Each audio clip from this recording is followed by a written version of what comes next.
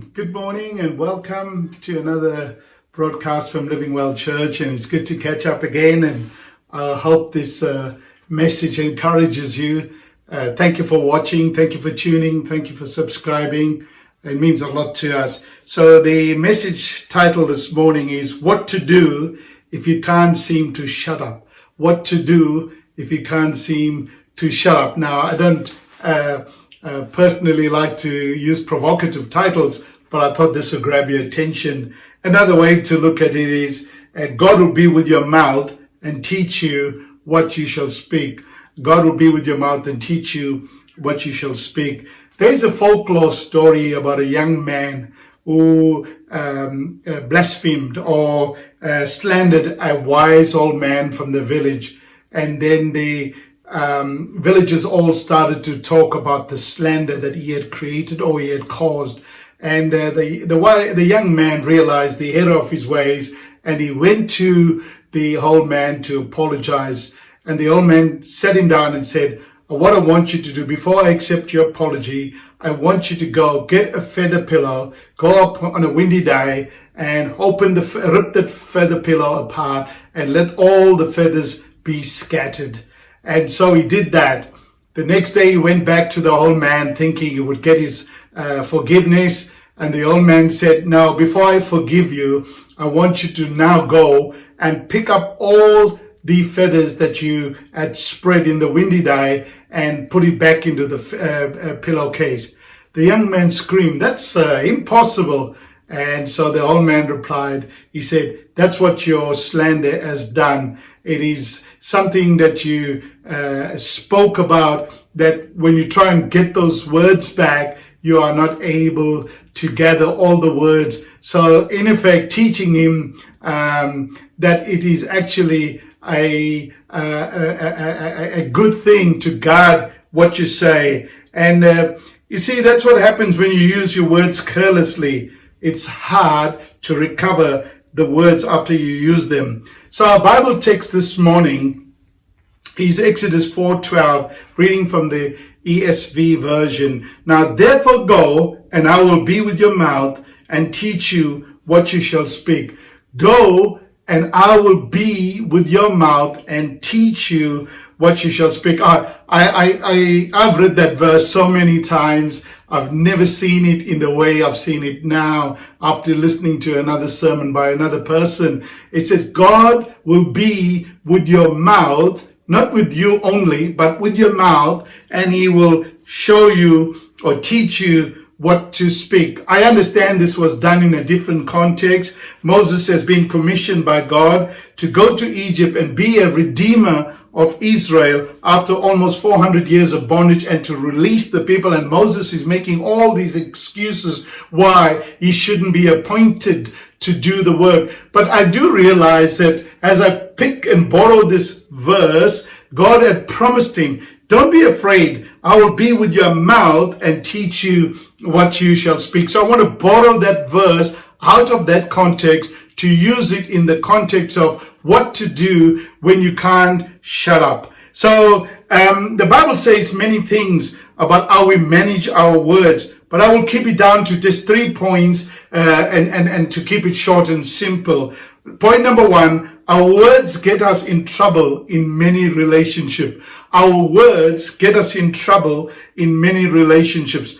Most time the damage in life or in relationships isn't caused by our violent actions, but by our abusive words. How many times have you been hurt by the hurtful words of others? How many times you can recollect now, even as I talk, you can reflect how many times you've been hurt by other people's hurtful words, or how many times you yourself have hurt others by your careless words. You know, the more we speak, the more we seem to put our foot in our mouth. You know, your ability or inability to control your tongue will determine more than anything else the level of success you enjoy in your relationships. Simply saying that the more you control your tongue will determine the level of your relationships.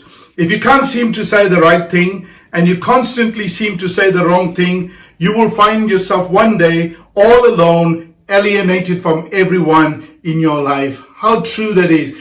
many of us don't have friends, not because we are unable to attract them, but by the words we speak, we have alienated everyone from our lives. So be careful that we always say the right things. Proverbs 15:1 says this, a gentle answer turns away wrath. A deceitful tongue crushes the spirit. When someone crushes your spirit, it's usually by wrong words. Proverbs 15:4, gentle words bring life and health. And gentle words bring life and health. A deceitful tongue crushes the spirit. Proverbs 16:24, kind words are like honey, sweet to the soul and healthy for the body. Kind words are like honey, sweet to the soul and healthy for the body. And Proverbs 15:1 says, a gentle answer turns away wrath, but hard words stir up anger. These words are so powerful. I hope we can learn that it is in our gentle words that we bring healing. Our harsh words bring hurt and pain.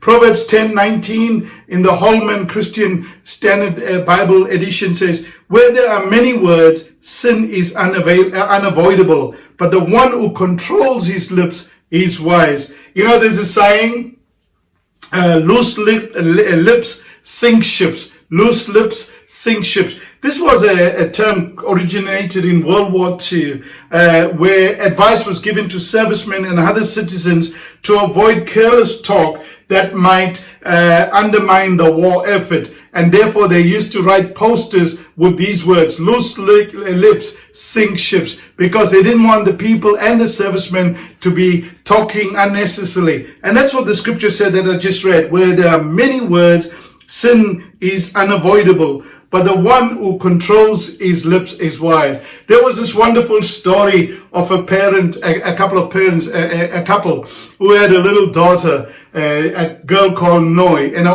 and she had the knack of just talking and talking and talking, and they couldn't seem to bring talking under control. And then one day they tried everything, and one day they said to her, Noi, your life is determined by the number of words. And she asked, what do they mean by that? She says, when you were born, God gave you so many words to speak. And after you've used all those words, you die. She stopped talking so much then. She started to be wise about her talk. Now, that might be a fable. It might not be a true story, but it is so much a lesson we can learn from. That sometimes we talk so much, we need to just guard our mouth. Be careful on the way we speak. That, as I said, was a way of stopping her to talk. Now, it might not make you stop talking, but at least it worked for her. James 1:19 says, understand this, my dear brothers and sisters. You must all be quick to listen, slow to speak, and slow to get angry. A good man, they say, thinks twice before he speaks, but a wise man thinks twice before he says nothing. I love that. A good man thinks twice before he speaks. A wise man thinks twice before he says nothing. Wise men speak because they have something to say. Fools because they have to say something. That was a quote by Plato. It is better to remain silent and be thought a fool than to speak out and remove all doubt. How good is that? Our words matter to God and to others. Our words matter to God and to others. After the Capitol Hill rebellion in January this year, I heard the Senate chaplain Barry Black say in prayer and in the interview, he said, we need to remind ourselves that our words matter and that the power of life and death is in the tongue. How often have you felt bad after saying something? How often you said something you didn't mean? How many times have people asked after you said something? You call yourself a Christian after hearing you speak. It's always important to think before you speak, or even in our case now, writing them down on social media, in any platform. Psalms 10 verse 14 says, may these words of my mouth and the meditation of my heart be pleasing or acceptable in your sight, Lord. my rock and my redeemer. Yes, let our words be acceptable. Let it be pleasing to God. Colossians 4:6 says, let your conversation be always full of grace, seasoned with salt, so that you may know how to answer everyone. That's in the NIV. In the NLT, it says, let your conversation be gracious and attractive, so that you will have the right response for everyone. And in the Message, it says simply, be gracious in your speech. The goal is to bring out the best in others in a conversation, not to put them down, nor cut them out. You know what? Let our speech matter. Our words matter. Let us not use too much of words. Let us be gracious about our speaking. Let's remember that too many words can lead to sin. First, we always be gracious in our speech. Too many words lead to sin. And thirdly, always remember our words matter to God and to many others. And I don't know today, as I wind down, how you are going with your speech, how you are going with your words. If speaking words is an issue for you, why don't you pray this prayer that we read in Exodus 4. It says, God will go with your mouth and He will teach you what to speak. Why don't you pray this prayer? Lord God, go with my mouth and teach me what to speak. Lord, help me when my words are loose, when my words are ungracious, when my words are too many. Just go with my mouth and teach me what to speak. Now we all have difficulties with the words we speak. We say things without thinking. We blurt at times. But I want to encourage you today, if you want to see relationships blossom, if you want to see a family staying together for a long time, to eat the humble pie sometimes and just not say too much. Sometimes we naturally say too much, just out of default. We want to say things without thinking how we can hurt people. Let's pray that we will say, God, go with my mouth and teach me what to speak. I hope this word encourages you. And as I conclude, I don't know what you go through, as I always say, what you're going through, but Jesus does. For every predicament you are in, God has sufficient grace to carry you through. For every need you have, He has a vast supply. For every problem you have, God has a solution. For every pain or hurt you're experiencing, God has a cure. Let me leave you with a challenge with you today.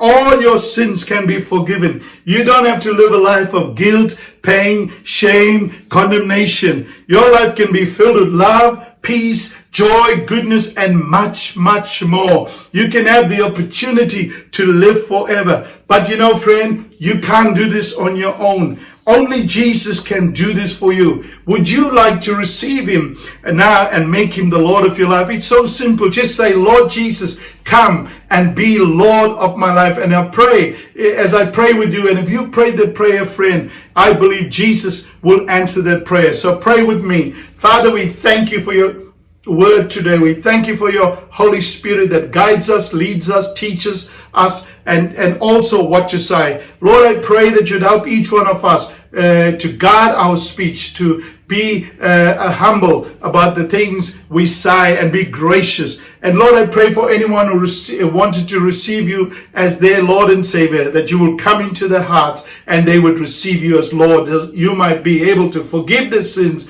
and help them to live forever. And Father, we thank you for this time together. And if anyone prayed that prayer, just help them through this journey. And God bless you today. And if you want more information, just connect with us. All the details are found at the bottom of our channel. I want to pray for you if you're not well.